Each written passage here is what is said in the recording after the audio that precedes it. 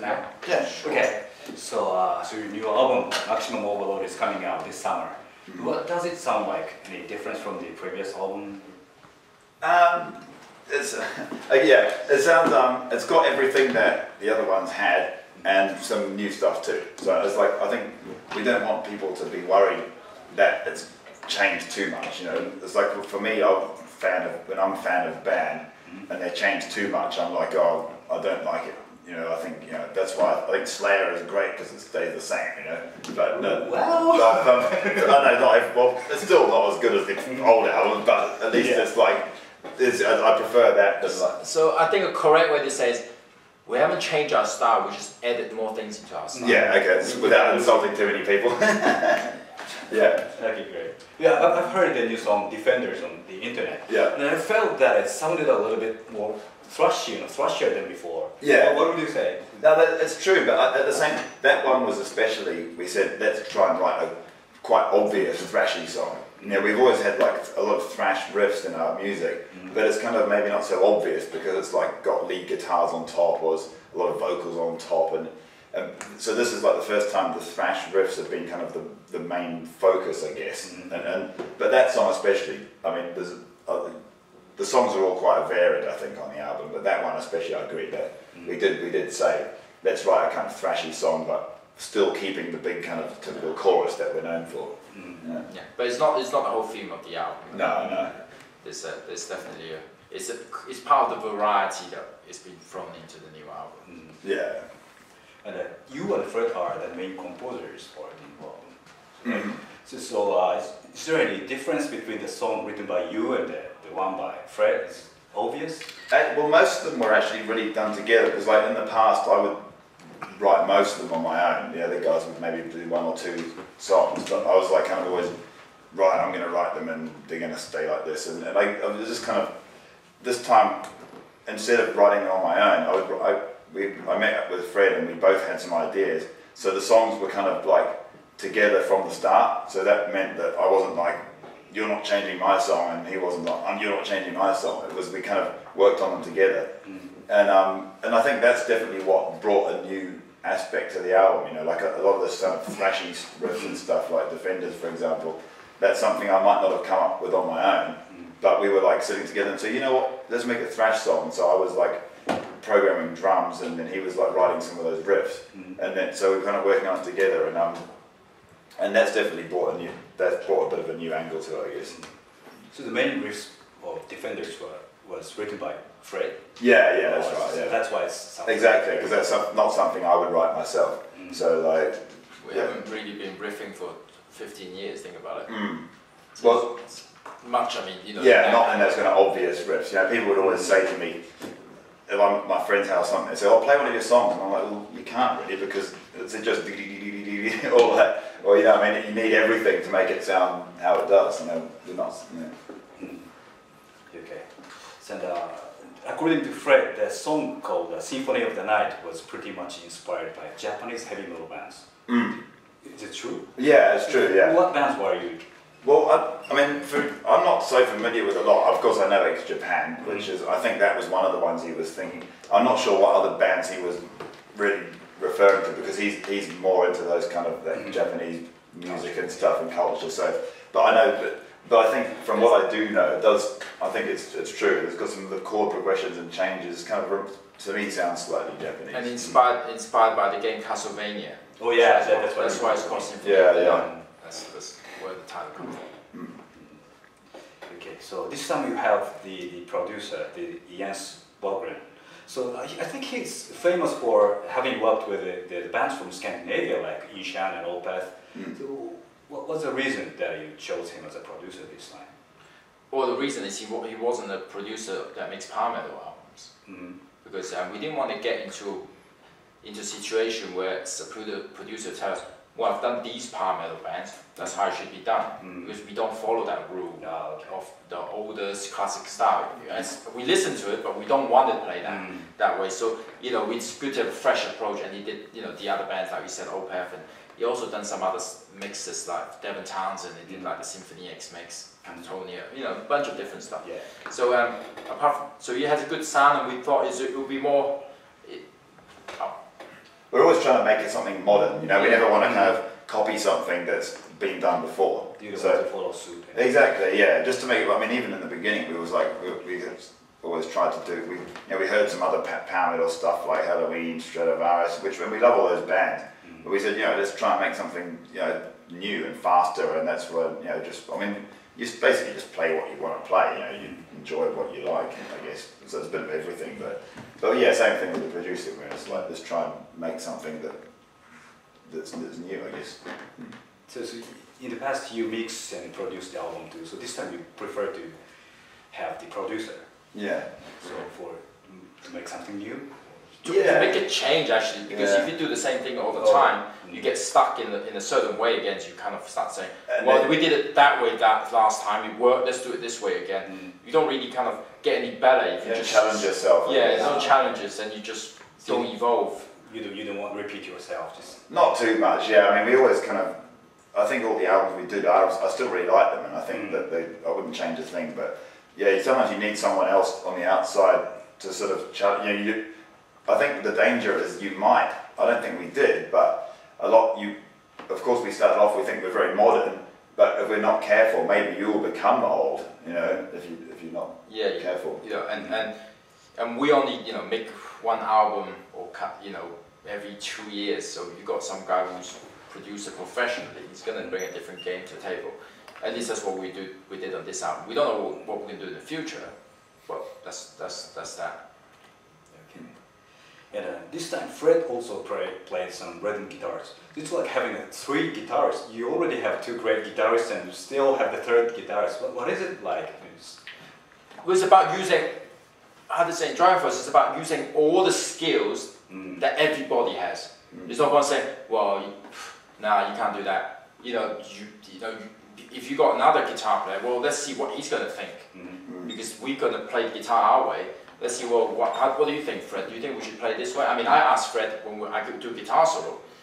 I mean, what do you think? And he asked everybody.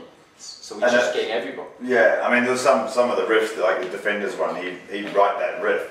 So it's like, well, there's not much point me learning it and then playing, because it's quicker if he plays it, because we're in the studio this time, which was another reason why we got a producer. We were like, let's try and speed things up a bit, because we got in our own studio with like, you play 5 minutes, go make a cup of tea, do a little bit more, then go for a walk to the shop. Everything was getting a bit slow.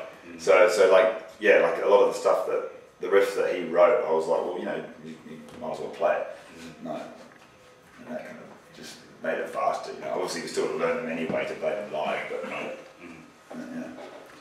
So, which bands were the biggest influence on DragonForce music? None.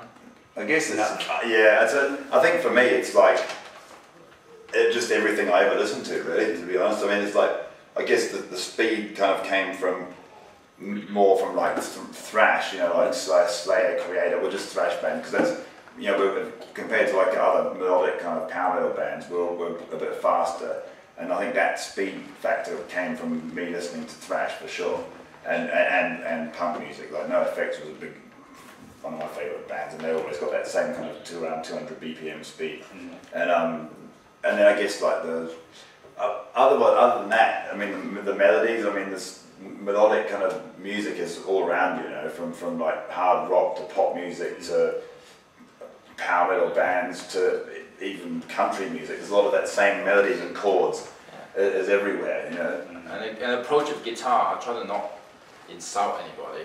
It's the approach of guitar, we're trying to approach it like Steve Vai, Satriani would play it. I mean, I don't want to insult Steve Vai, you probably think, oh, I'll approach it much better than this. So without disrespecting the guitar heroes, we don't mean that.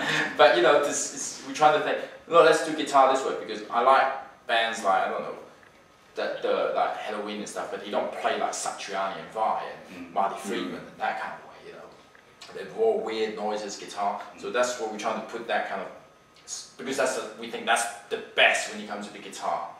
That's what we think is the best stuff. So we try to do it that way. Yeah. So it's just kind of like all these different things. It's not like we want to sound like a power metal band. We want to have some aspects of that. We want to have the speed of thrash. We want to have the guitar work of these great guys, even though obviously we're not as good as them, but we try. Yeah, and singing, we always think melodic singing is better than rah. So that's why it became that way. But we still like some rah music, so there's some rah into there's some of the vocals like, but they're never the main thing because melodic singing is always better for our ears. The best of everything that we listen to, I always say. Yeah, I always wondered if the extreme metal influenced you guys or not. I know, Fred is a big fan of black metal as well, but it's, DragonForce is very melodic, but it's, you play very fast, so I was not sure if you... Yeah, it definitely was. I mean, we were doing, before Fred even joined the band, our second album and the third one, because he kind of joined after the third one was recorded. And even on those, there was like blast beats all over them, there's a lot of like black metal vocals on Inhuman Rampage, there's all that stuff. So, and that was all, I mean, like I've always been into like black metal, thrash metal. I had a black metal band. Was my first band was death metal, and I had a black metal one. So that kind of I've always got quite a wide range of influences, and that was definitely something that I thought was cool, which we could bring to a melodic band. Yeah, because they was just around for about Sabbath. Exactly. Yeah. Okay. So, do you have any bands today who you feel sympathy with? I mean, do you like any today's metal band? I mean, we listen to a lot of music. How much do we have to like them? Well, love it. There's some that I mean, I like Amaranth. Yeah, good. Amaranth is good. It kind of makes a bit of pop and a bit of, a bit of rah and a bit of singing. Got big chorus. It's kind of pop and metal mixed together with some dance beats. It's pretty cool. Yeah. Is that new band? I would say. It's not that new. Well, it's kind of new. They only have 2 albums, so it's kind of, you make one album every 2 years, and no one heard of you when you make a first one. So yeah. I think you probably, I mean, for me, I know now I don't get into as many new bands as I used to, but I guess that's kind of, I just haven't really heard anything that I've kind of thought, wow, that's so new and original, like I mean, maybe, I don't know. I have to admit, I haven't got into a lot of new stuff. What's the new band? I mean, I got into some bands I only got into a few years ago. I just got into Plus Van Dom. Yeah. It's who? Plus Van Dom. So it's like a band with Michael Kiske singing. Oh yeah. With Dennis Ward, they're doing AOR. Yeah. It's kind of cool. I got into Heat actually. Heat is cool, but they have 4 albums. But that's, it's not that new either, Yeah, it's new, but it's not new. So can't think of anything else. Probably is, but I forgot. Okay, and for the new album, the Kichi from Matthew Heafy from the Trivium sang for 3 songs. So how come he ended up singing for DragonForce? I know you guys are on the same label, but for fans, maybe Trivium and DragonForce are quite, the style is quite different. Well, we know Matt for a long time, actually, since I guess 2006 when we first signed to Roadrunner, actually, and we were doing festival, like Download Festival. That's how we met. And we toured together at least a couple of times, and we're still in touch. I mean, Matt is really into jiu-jitsu now. He's like a big Brazilian jiu-jitsu guy. Yeah. So I mean, I've been doing it for like long for a long time. So I just trained with him. Oh, you trained together? I went to train with him at a show when I was in LA earlier this year, and we just talked. Sometimes say, "Oh, did you see that fight? Did you see that armbar?" UFC thing. Yeah, and so we're friends, and we just the songs were kind of ready. When we're listening to the songs while recording, we thought, oh, that needs some rah, that needs some low vocals, and Matt can do all of them. So we thought, why don't we just ask him? And that's kind of how it came about, and he was really happy to do it. Yeah, and he was really happy how it sounded like at the end. That's kind of more interesting for fans, I think, too, because we're not the same style of music, but there is some crossover, like we did some gigs with him in South America last year, and it wasn't like it seemed like most of the audience enjoyed both bands, so it was like, of course you're going to have some people of our fans that don't like them at all, and the other way around, but generally I think it was a kind of a good match, actually, and musically it sounded like, to be honest, I don't care if they like us or not, it's like, it's something we care about. But yeah, we just thought his voice would suit him. Yeah, musically it was good. So did he just scream or he sang too? He sang, scream and shout. Yeah, so he did everything. Yeah, he sent us a version of the choir of harmonized Matt style. Then he said, I've sent you also a black metal version, a death metal version, a Trivium raw version. Yeah, because he's like really keen, you know, because someone asked us to do a guitar solo, one of my friends, and I'm like, oh man, I always say, yeah, sure, and then I'm like, oh, now I've got to do some work. Like, but like, yeah, he was like, seemed like he was really happy to do it, so that was